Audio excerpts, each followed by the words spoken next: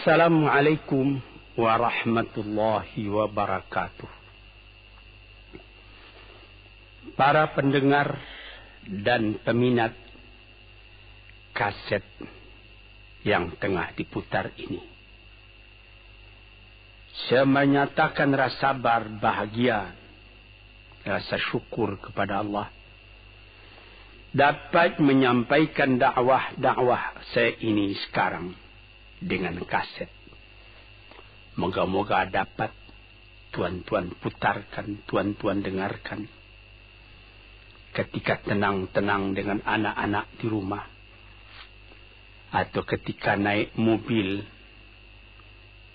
di mobil-mobil yang dapat memasang kaset dalam perjalanan yang jauh, sehingga kecapean dan kepenatan dalam perjalanan pun hilang karena mendengarkan suara ini. Yang akan jadi cerita saya pada hari ini adalah apa yang pernah kejadian di zaman Nabi kita Muhammad sallallahu alaihi wasallam. Di dalam riwayat ada diceritakan bahwa pada suatu hari, kira-kira pukul 9 pagi sepenggalah matahari naik,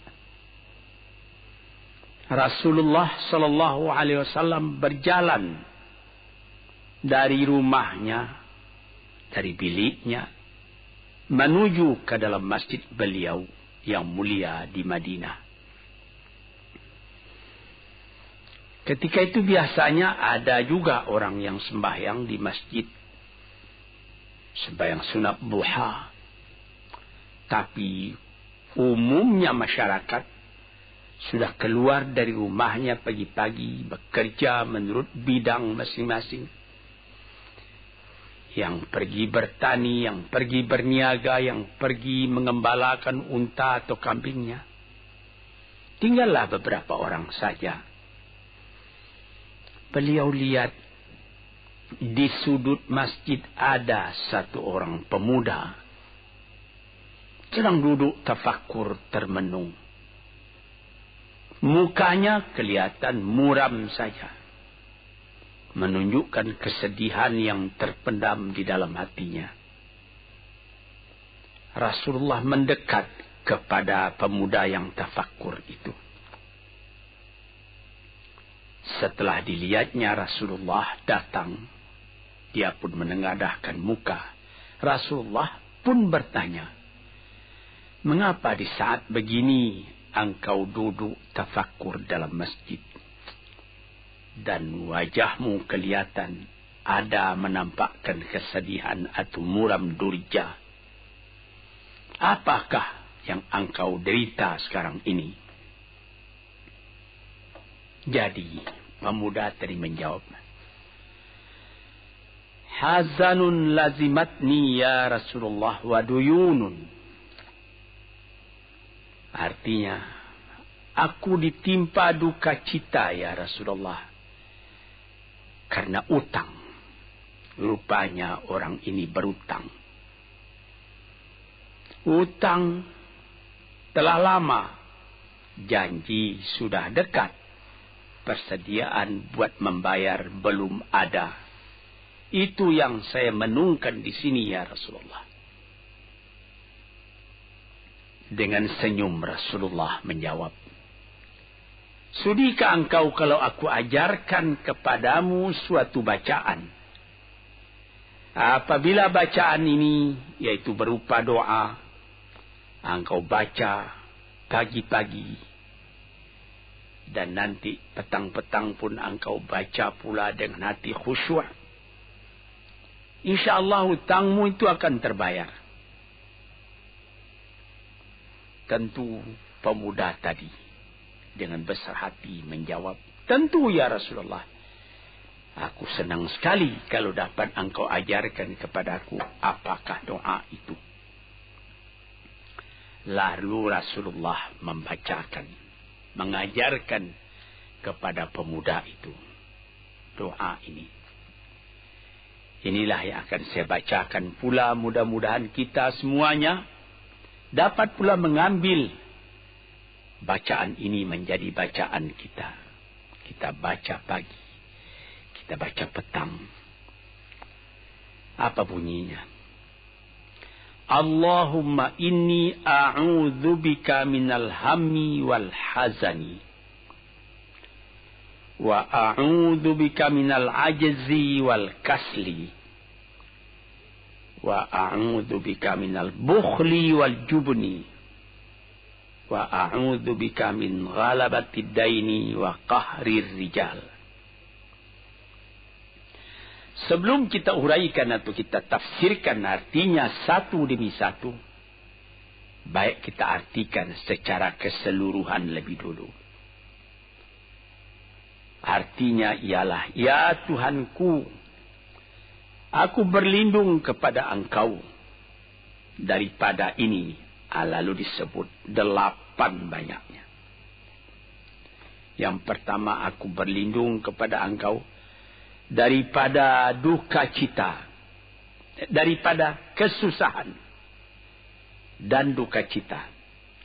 Susah dan duka cita, sudah 2. Dan aku berlindung kepada Engkau daripada malas, daripada lemah dan malas, jadi 4. Dan aku berlindung kepada Engkau daripada bakhil,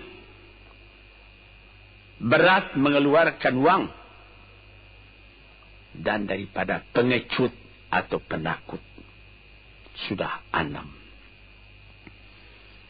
Dan aku berlindung kepada Engkau daripada pengaruh berutang, dan daripada kekuasaan orang lain atas diri kita, sehingga kita tidak mempunyai kemerdekaan pribadi lagi. Inilah 8 yang diminta kepada Tuhan. Moga-moga kita jangan diserang oleh penyakit ini. Karena kalau ada ini penyakit yang 8 perkara, itu kita menjadi mempunyai pribadi yang lemah. Tidak mempunyai lagi personality yang dapat tegak. Padahal dalam didikan agama kita, tempat kita takut cuma satu, yaitu Allah. Yang lain tidak ada. Yang pertama, susah. Apabila orang telah susah, pikirannya pun sudah tertumbuk. Jalan untuk maju tidak ada lagi. Padahal dalam kehidupan itu, manusia tidak akan berjalan di atas jalan yang datar saja, yang bertaburkan kembang. Kehidupan itu mendaki, menurun, melereng, berenang, melawiti ombak dan gelombang. Itu pasti dalam hidup. Apa yang disusahkan? Kusut. Tak ada kusut yang tidak selesai. Keruh. Tak ada keruh yang tidak jernih. Apabila fikiran kita telah susah lebih dulu, maka gelaplah jalan yang kita tumpuh ke muka dalam kehidupan tadi. Yang kedua, kita disuruh berlindung kepada Allah daripada duka cita. Yang menyebabkan orang duka cita itu memang banyak. Misalnya, kehilangan barang yang disukai, kematian orang yang disenangi, bahaya yang datang dengan tiba-tiba. Orang yang ditunggu sudah lama tidak datang. Barang yang dicari tak bertemu. Dan lain-lain sebagainya. Lalu tumbuh hazan, duka cita. Kalau kesusahan menjadikan soal yang kita hadapi jadi kusut, kedukaan menyebabkan jalan yang kita tempuh jadi gelap. Ini 2 dua hal yang bisa menghambat, menjadi rintangan bagi manusia di dalam kehidupannya. Lalu yang ketiga, aku berlindung kepada Engkau ya Allah minal ajaz. Lemah. Lemah apa? Lemah fikiran. Tidak ada energi lagi. Tidak ada inisiatif lagi. Menyerah saja. Lemah. Belum dihadapi suatu soal, hati lebih dulu sudah lemah. Merasa itu soal terlalu besar. Padahal kalau dihadapi, tidak ada kusut yang tidak terselesaikan. Tidak ada keruh yang tidak terjernihkan. Yang lebih berbahaya lagi. Yang keempat, apa? Malas. Kalau sudah malas, apa yang akan dikerjakan lagi? Kita duduk saja termenung-menung dalam kemalasan. Lalu angan-angan banyak, cita-cita mati. Angan-angan hendak terbang, padahal sayap tidak ada. Angan-angan hendak mempunyai ini, hendak mempunyai itu, hendak mempunyai Mercedes-Benz, hendak mempunyai rumah besar. Tapi ikhtiar tidak ada. Sebab itu ada pepatah dari orang tua-tua kita di zaman dulu. Dikatakannya, mati, ini di zaman penjajahan dulu nih. Mati Belanda karena pangkat katanya. Mati Cina karena kaya katanya. Mati Keling karena makanan katanya. Mati Melayu atau Indonesia karena angan-angan. Ini dia. Angan-angan karena malas saja, berangan-angan. Tapi malas. Jadi tidak jadi. Dan itu membentuk juga kepada diri kita. Orang pemalas itu jalannya lunglai saja. Matanya muram saja. Tak jauh dia memandang. Ini penyakit. Itu 4 penyakit. Lantas dikatakannya lagi yang nomor 5 dan nomor 6. Wa a'udzu bika minal bukhli wal jubni. Dan aku berlindung kepada Engkau daripada bakhil dan pengecut. Ini lebih berbahaya lagi. Dikumpul-kumpulnya harta banyak-banyak. Maksudnya tadi hendak menguasai harta itu. Lama-lama dengan tidak disadarinya, harta itulah yang menguasai dia. Dia menjadi bakhil. Siang malam tidak ada kesenangan, cuma sibuk cari uang.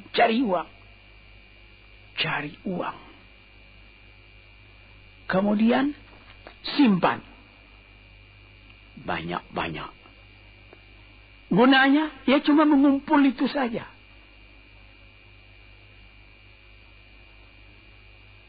Akhirnya, berapa banyaknya orang yang mengumpul harta banyak-banyak, faidahnya tidak didapatnya. Saya ingat cerita dahulu, 40 tahun yang lalu ketika saya masih tinggal di kota Medan. Ada satu orang kaya, mengumpul harta. Terkenal dia kaya di Medan, beberapa buah rumah. Puluhan rumah yang dipersewakannya. Dan ada lagi harta-harta yang lain.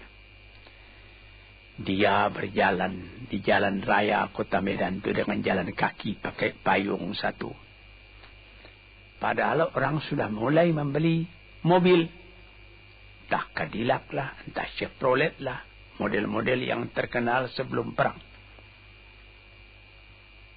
Anaknya mengambil faidah dari kekayaan ayahnya. Dia beli mobil dengan uang ayahnya. Lalu orang bertanya, Tuan, anak Tuan sudah naik mobil, Tuan masih jalan kaki. Apa jawab si bakhil tadi? Saya anak orang miskin. Anak saya anak orang kaya, katanya. Nah, inilah orang yang bukan lagi mencari harta buat menguasai harta itu. Tetapi dia mencari harta buat dikuasai oleh harta itu. Yang nomor 6 lebih jahat lagi. Apa? Jubun, pengecut. Pengecut ini menjadikan separuh dari kehidupan manusia menjadi gagal. Ada pepatah orang. Kalau engkau berniaga atau berusaha, meskipun modalmu tadinya tidak ada, asal engkau berani, itulah modal utama dalam hidup. Sesuai dengan pepatah Melayu atau pepatah Indonesia lama, dia katakan,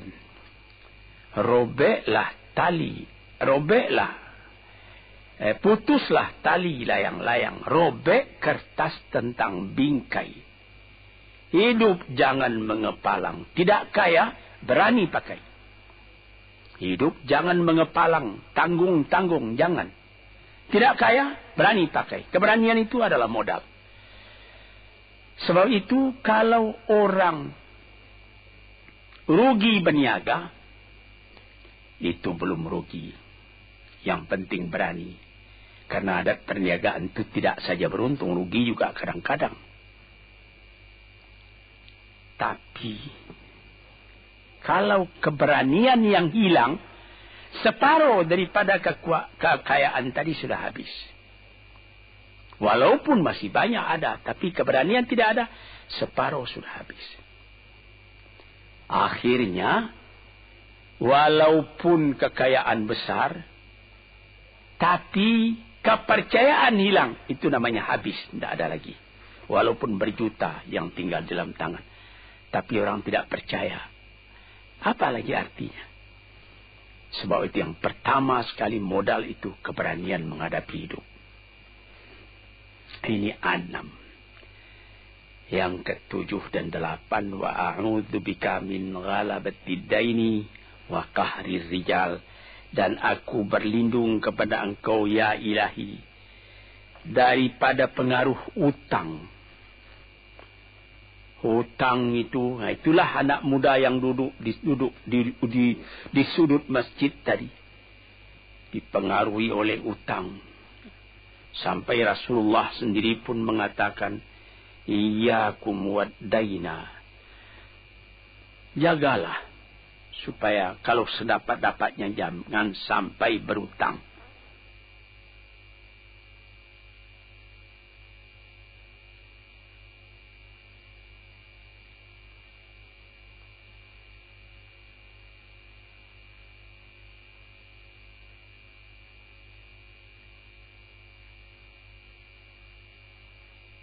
Bisa juga berutang kalau keberanian tidak ada. Dan berani itu membuka jalan buat mencari bayarnya. Tetapi kalau pengecut, berutang lagi, itu payah buat membayar. Sebab itu Nabi mengatakan, Iyyakum wad-daina. Saya dapat-dapatnya, elakkanlah supaya jangan berutang. Fa'inahu hammun bil-laili wa madhallatun fin nahari. Hutang itu susah pada malam hari, mata tidak mau tidur. Dengan apa imbangan hutang tadi, berapa utang, berapa yang akan diterima, sehingga mata tidak mau tidur malam itu memikirkan hutang. Akhirnya madhallatun fin nahari, kalau siang hari badan berasa hina, tak berani keluar dari rumah. Kota Jakarta yang begitu besar, bersilang siur, jalan-jalan raya, jalan Tamrin, Diponegoro, Imam Bonjol, Cut Mutia, dan lain-lain nama jalan. Ada orang yang jalan itu bertambah lama, bertambah kecil jumlahnya. Kalau orang lain mempunyai 100 macam jalan, dia paling tinggi cuma 2 saja jalan yang dapat jalani. Jalan dari rumahnya ke tempat yang tertentu. Ke lain dia tidak berani. Kenapa? Karena ada tempat dia berhutang. Jadi dikatakan dalam hadis itu, orang berhutang malam tak mau tidur, siang malu sama orang. Takut akan ditanyai, takut akan dicari. Ataupun dia berbenam di rumah. Datang orang menunggu piutang. Dia bilangkan kepada pembantunya atau kepada anaknya, katakan bapak tidak di rumah. Anak yang tolol atau pembantu yang tolol menjawab, mana bapak? Dia suruh bilangkan bahwa bapak tidak ada di rumah. Kata anak tadi, betapa susah. Lantas yang nomor 8, wa qahrir rijal. Kita tidak mempunyai lagi kemerdekaan diri buat menyatakan perasaan kita. Karena kita segan kepada orang. Kita terlalu banyak berutang budi kepadanya. Kita terlalu banyak mendapat hadiah daripadanya. Kita terlalu banyak dan lain-lain. Sehingga mulut kita jadi tertutup. Tak dapat bercakap lagi. Ditekan oleh hutang budi kepada orang tadi. Kemerdekaan diri tidak ada lagi. Inilah 8 perkara yang ditunjukkan oleh Nabi sallallahu alaihi wasallam kepada pemuda yang duduk tadi. Dapatlah kita mengambil pedoman dalam kehidupan kita sendiri bahwa yang amat penting lebih dahulu ialah kemerdekaan jiwa.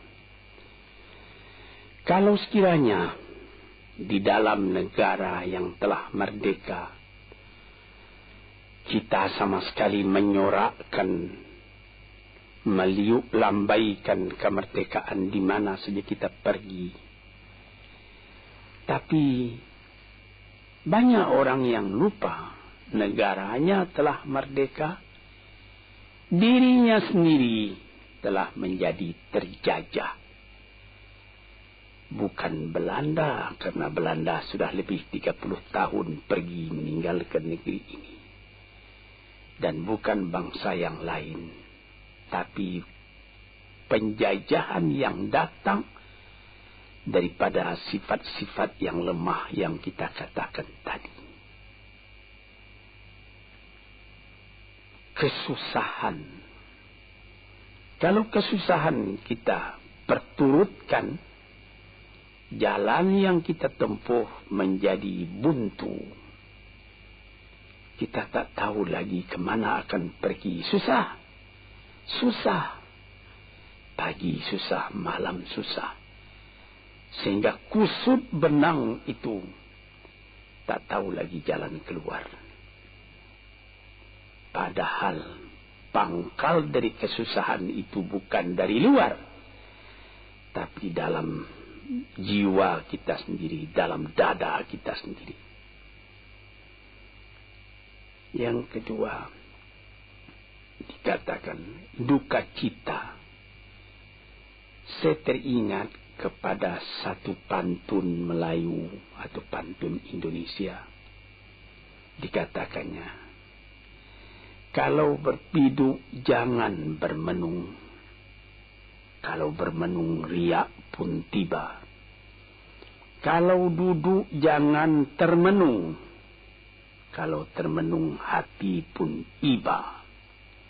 Kalau hati sudah iba, jalan tertumbuk.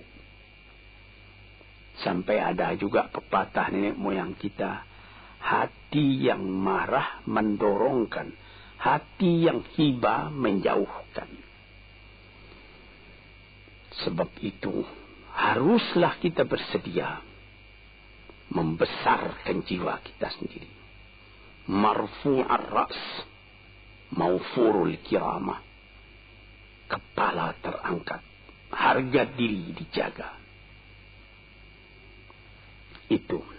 Kemudian dikatakan yang kedua, al-ajaz, lemah. Al-kasal, malas. Kelemahan ini juga ada yang karena penyakit. Kenapa lemah saja? Kenapa tiap-tiap pekerjaan yang dihadapi pesimis yang timbul sehingga timbul malas? kalau perlu kita pergi kepada dokter, terutama psikiater. Kita tanyai di mana segi kelemahan ini. Karena kelemahan jiwa, kemalasan, malas dan lemah itu dari jiwa pangkalnya. Ahli-ahli ilmu kesehatan yang telah mendalam mengetahui hubungan antara rohani dengan jasmani kita, sehingga timbul ilmu yang dinamai psikosomatik atau psikoterapi, menganalisa jiwa dari mana seginya, maka timbul lemah, maka timbul malas. Di sini kita memerlukan kuatnya energi. Sebab apabila manusia mempunyai jiwa yang besar, pekerjaan yang besar pun dipandangnya kecil.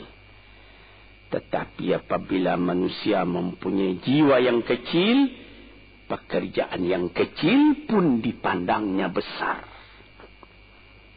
Kita misalkan saja kedua orang pemimpin yang kita cintai dan kita hormati. Proklamator kita Bung Karno dan Bung Hatta. Mereka mempunyai jiwa-jiwa yang besar.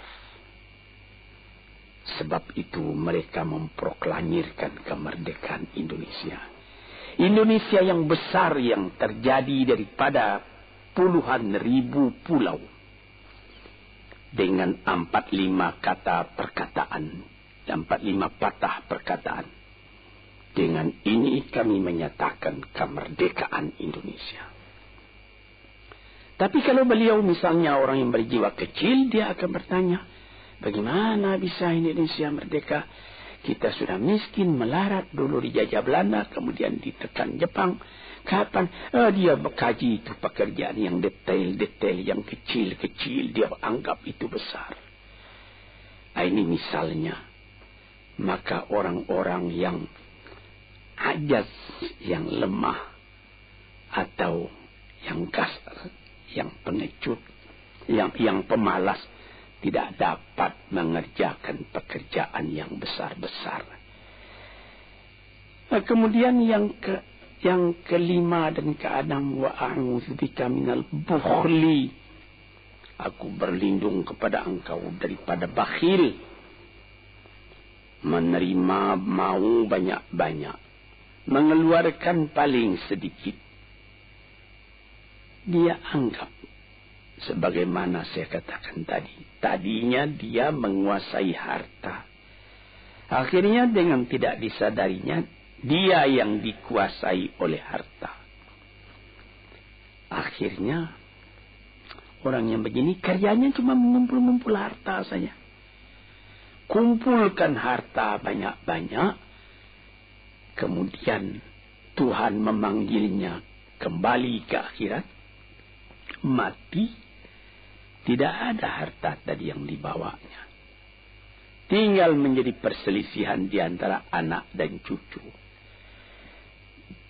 Di hari-hari yang pertama, anak tadi menangis. Ayahnya telah mati. Tapi di hari yang kedua dan ketiga, dia tidak menangis lagi. Dia berpikir, di mana kunci ditaruh ayah? Di mana simpanan ayah? Berapa peninggalan ayah? Lalu dia berkelahi. Anak tadi. Nah ini, karena si ayah tadi bukhul, bakhil. Nikmatnya orang lain yang merasai, dia sendiri sengsara diperintah oleh hartanya itu. Apatah lagi yang keenam, jubun, pengecut. Dia berjalan malam hari. Kelihatannya olehnya pohon kayu bergerak-gerak. Disangkanya itu hantu. Dia lari terus. Bertambah lari, bertambah takut. Akhirnya dia pingsan karena sudah lari itu. Dia tidak ada apa-apa oleh orang yang berani. Ini orang yang gagal di dalam perjalanan hidupnya. karena penakutnya, karena pengecutnya itu. Padahal di dalam keterangan agama sendiri, orang-orang yang beriman kepada Allah dikatakan la tahinu wa la tahzanu wa antumul a'launa in kuntum mu'minin. Jangan engkau merasa lemah, jangan engkau merasa duka cita, jangan engkau merasa pengecut. Engkau tinggi kalau engkau beriman kepada Allah Subhanahu wa ta'ala. Dengan iman kepada Allah Ta'ala itu kita melihat alam dalam keindahannya, dalam kekecilannya. Yang besar cuma Allah. Kita tidak takut karena tidak ada satu bahaya yang akan menimpa kepada diri kita kalau tidak Tuhan yang menentukan. Ini pokok tuan-tuan para pendengar kaset yang saya muliakan. Kemudian di nomor 7 dikatakan kita berlindung kepada Allah daripada pengaruh hutang. Alangkah kecilnya jiwa orang apabila dia telah berutang kepada orang lain. Dibikin janji tanggal sekian akan dibayar, tanggalnya sudah dekat, persediaan belum ada, lalu timbul kecil jiwa sekali lagi. Apatah lagi qahri rijal yang nomor 8. Yang ke-8 sebagaimana telah kita uraikan tadi ialah qahri rijal, pengaruh orang lain kepada diri kita sendiri. Sehingga kita tidak berani lagi menyebut kebenaran. Tidak berani lagi mengatakan yang hak. Lidah telah tertutup.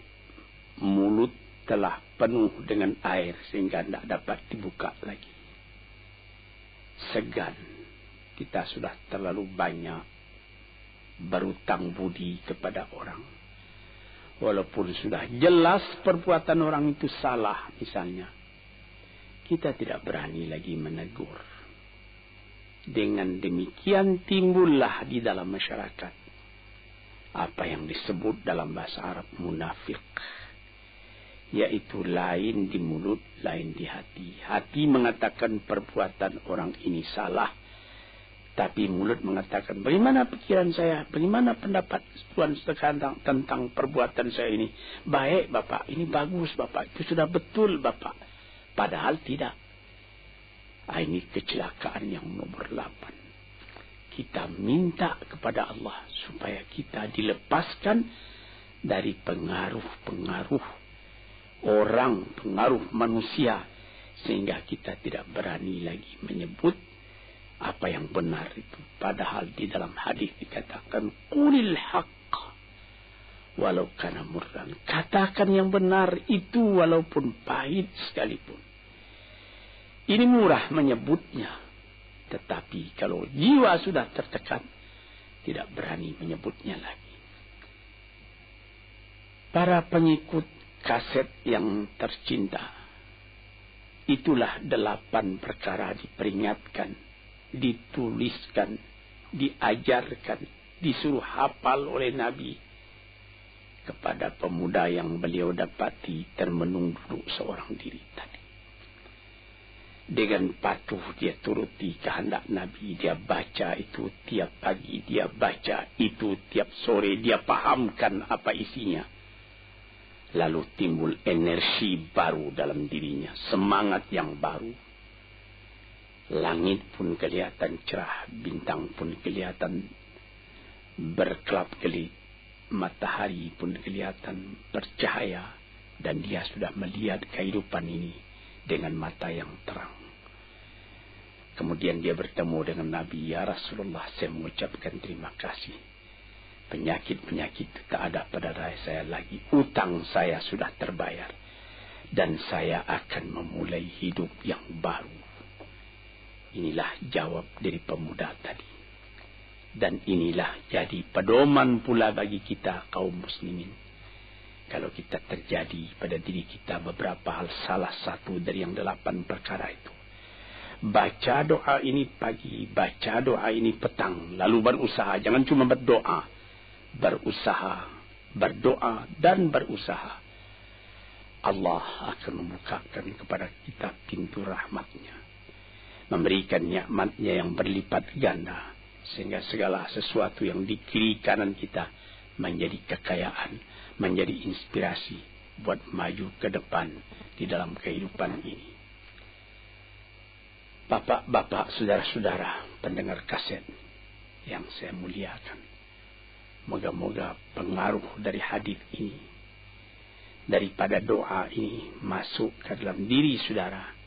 Dan saudara menjadi orang muslim dan merdeka yang sejati.